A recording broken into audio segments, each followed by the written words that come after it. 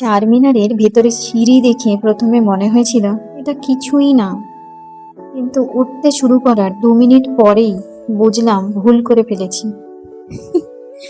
সিঁড়িগুলো এত সরু আর ঘোরানো ছিল, আমার তো মনে হচ্ছিল একটা লাতিম ঘুরতে ঘুরতে উঠছি।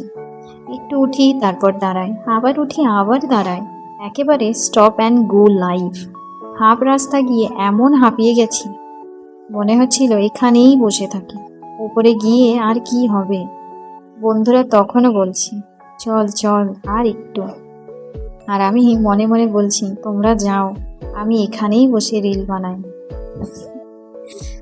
কোনো মতে ওপরে পৌঁছে নিচে তাকাতেই মাথা ঘুরে গেল। আর নামার সময় বুঝলাম ওঠার চেয়েও নামার বেশি ভয়ঙ্কর। শেষে নিচে নেমে একটাই সিদ্ধান্ত, পরের বার চারমিনার আসবো, কিন্তু সিঁড়ির কাছে আর যাব না। কি অদ্ভুত তাই না?